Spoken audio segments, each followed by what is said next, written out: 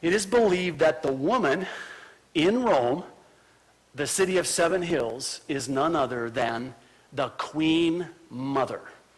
Now I'm going to read for you an excerpt from Dave Hunt's book, A Woman Rides the Beast, okay?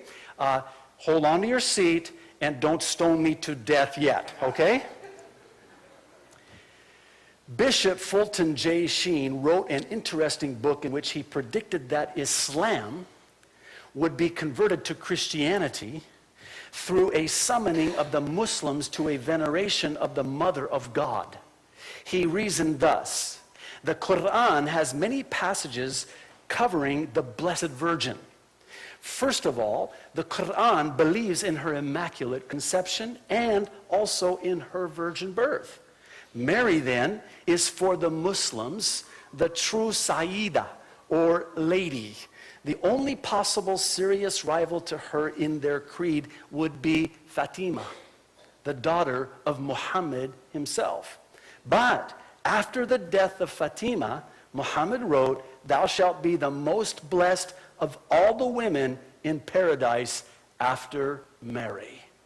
Interesting. And this would seem to explain how it is that this religious system, this religious Babylon of Revelation 17, is able to bring all the world's religions together. The main three, the big three, are Islam, and then Judaism, and then Catholicism, which, by the way, Catholic or Catholicism is universalism. Did you know that?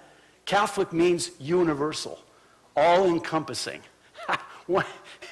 Don't look at me like that. Some of you are giving me stink eye here. Listen,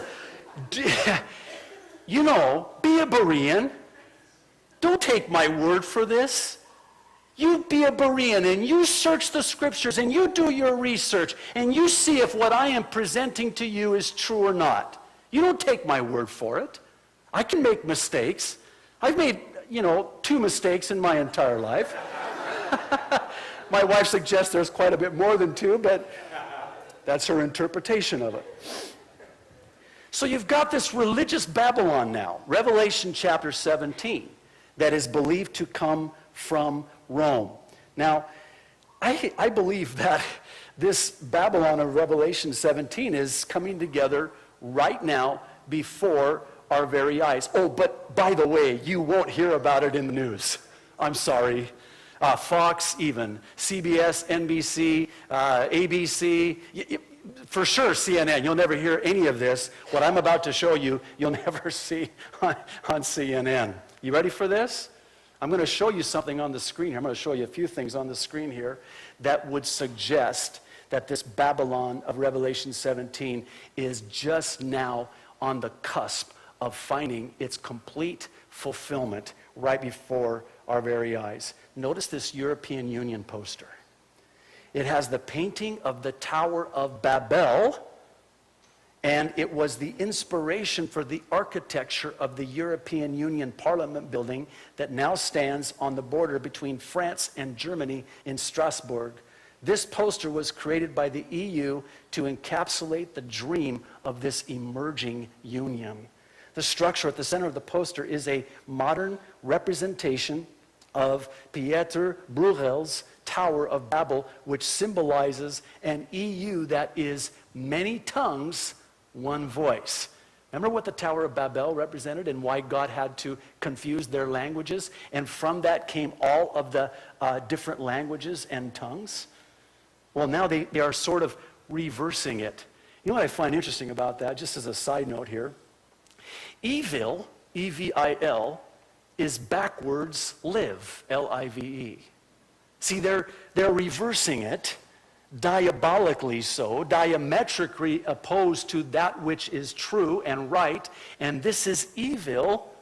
It is backwards. They're trying to reverse the many tongues by making it all many tongues but one voice, a common union, if you will. Now, this one's going to be a little bit shocking, but look at this. This is the tower building, as it's called, and it's named after the Tower of Babel.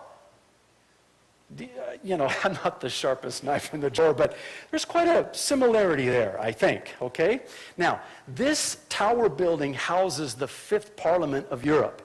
The legislative amphitheater is arranged in a hemicycle and houses 679 seats, each assigned to a particular lawmaker in the European Union. For example, seat number 663 is assigned to Representative Suchet.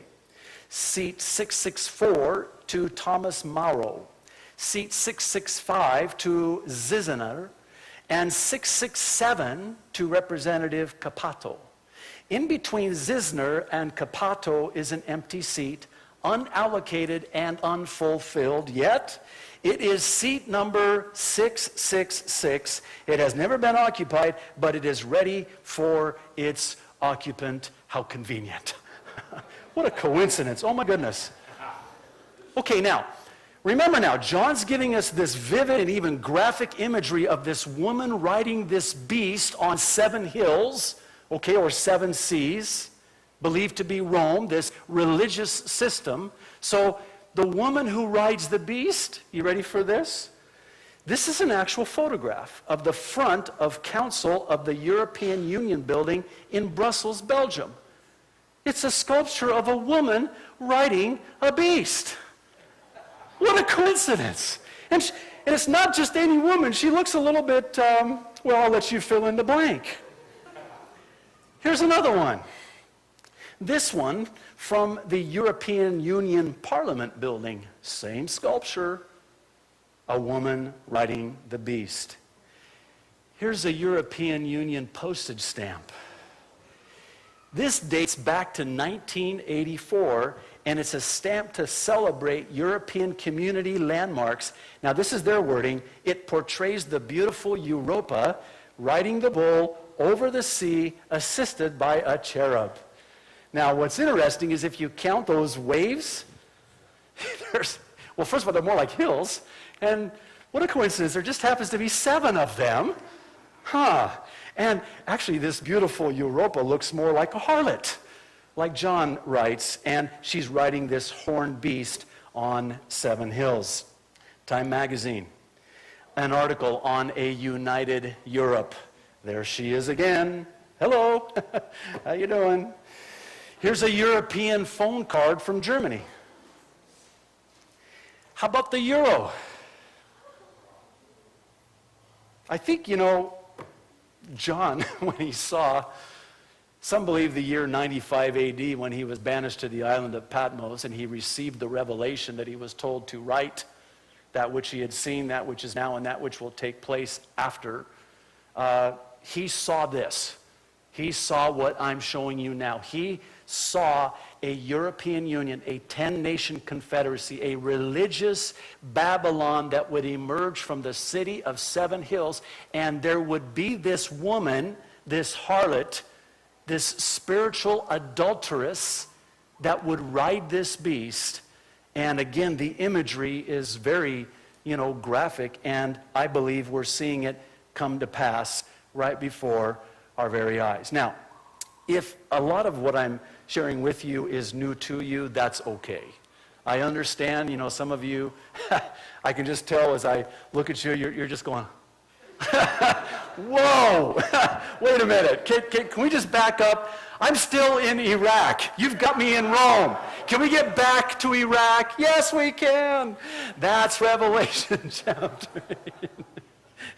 See, Revelation chapter 17 is religious Babylon in Rome. Revelation chapter 18 is political and governmental Babylon that we find in, I believe, the ancient rebuilt city of Babylon in Iraq. See, after religious Babylon is destroyed, the Babylon in 18 becomes the headquarters. And, I know that there are some, and these are well-versed Bible teachers, some of whom I have a great deal of respect for and owe a great debt of gratitude to, but they believe that actually the Babylon of Revelation 18 is the United States. Could be, but I don't think so, and I'm not of that school for a lot of reasons, not the least of which is what we see taking place in Iraq today. It is, I believe, literally Iraq.